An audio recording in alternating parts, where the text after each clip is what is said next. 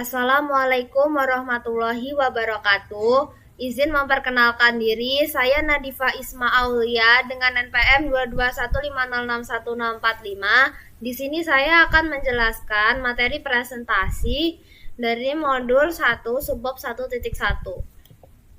Jadi di sini bisa dilihat cara kerja sebuah komputer itu secara alami. Komputer itu bisa menghitung ini, tapi komputer itu nggak tahu hal-hal kayak jarak, kecepatan, atau waktu. Nah, karena itulah perlu bagi kita itu untuk menginstruksikan komputer itu untuk bisa menerima input angka yang mempresentasikan jarak, menerima input angka yang bisa mempresentasikan waktu tempuh perjalanan, melakukan kalkulasi dan menyimpannya ke dalam memori, dan yang terakhir yaitu menampilkan hasil perhitungan ke dalam format yang bisa dibaca manusia. Nah, keempat aksi sederhana inilah yang membentuk sebuah program. Karenanya, sebuah program membuat komputer dapat berguna tanpa program, bahkan superkomputer sekalipun nggak lebih dari sebuah objek. Sebuah program tersusun dari bahasa yang dikenal dengan bahasa mesin. Slide. Jadi di sini bisa dilihat ya, cara kerja program komputer itu bisa dimulai dari input, lalu setelah input itu kita bisa lihat yang kedua yaitu proses. Nah, setelah proses ini selesai, maka akan bisa kita lihat hasil dari proses itu berupa output. Nah, dari output ini kita juga bisa mendapatkan feedback dari hasil output yang sudah dihasilkan untuk diinput ulang lagi. Bahasa mesin versus bahasa pemrograman. Nah, jadi bahasa mesin itu susah banget dipelajarin oleh manusia, sedangkan bahasa mesin itu mudah dipelajarin oleh manusia dan bisa dimengerti juga sama komputer. Untuk memecahkan masalah ini, maka diciptakanlah bahasa pemrograman tingkat tinggi yang mudah dimengerti oleh manusia, sehingga manusia itu bisa membuat program komputer seperti apa yang dia inginkan. Agar dapat dimengerti oleh komputer, bahasa pemrograman yang dibuat diterjemahkan ke dalam bahasa mesin. Sebuah program yang ditulis menggunakan bahasa pemrograman dikenal dengan source code. Sedangkan file yang berisi source code dikenal dengan source file. Lanjut, di sini ada kompilasi dan interpretasi. Nah, kompilasi ini adalah source code dari bahasa pemrograman tingkat tinggi yang diterjemahkan menjadi bahasa mesin.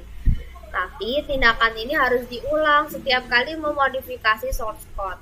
Contohnya nih, pada US Windows, hasil kompilasinya itu dalam bentuk file berekstensi .exe.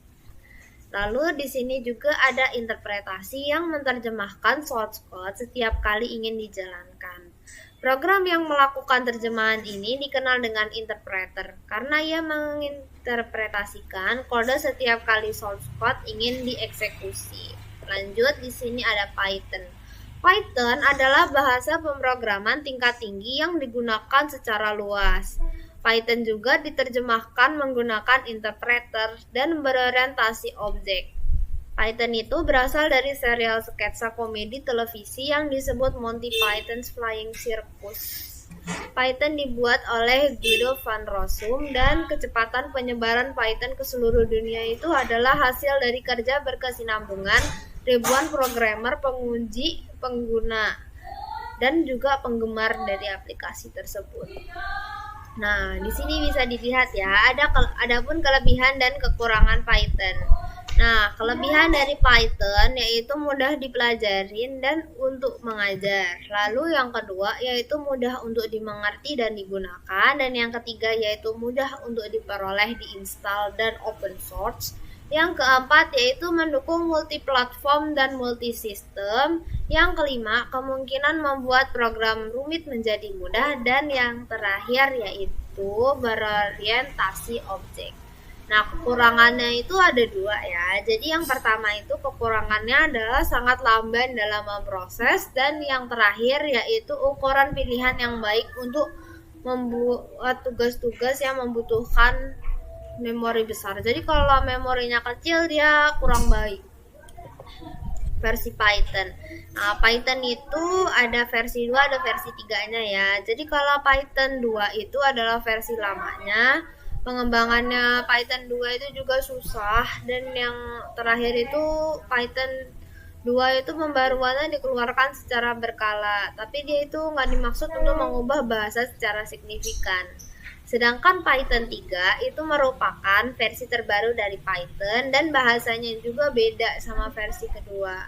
Dia juga nggak kompatibel sama Python 2. Demikian pula sebaliknya, Python 2 juga nggak kompatibel sama Python 3. Nah, di sini bisa aku jelasin lagi jenis-jenis Python, yaitu yang pertama yaitu CPython. Nah, CPython itu ada 3 fakta nih. Yang pertama, semua Python itu datangnya dari PSF dan ditulis dalam bahasa C.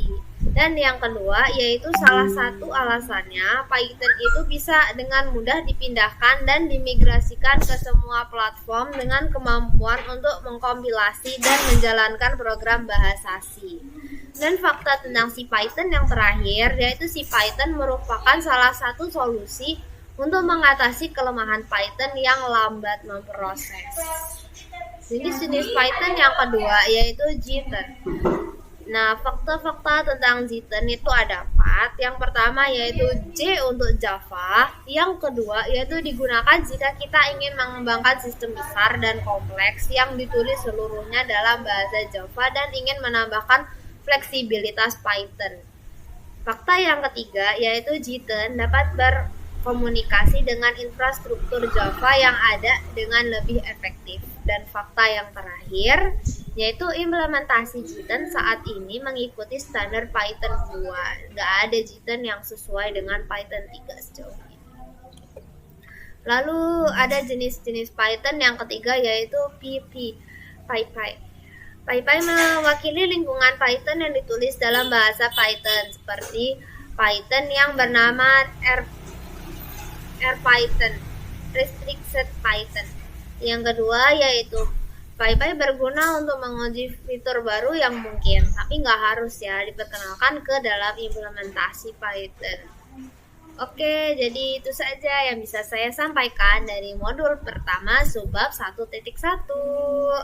See you next on videos.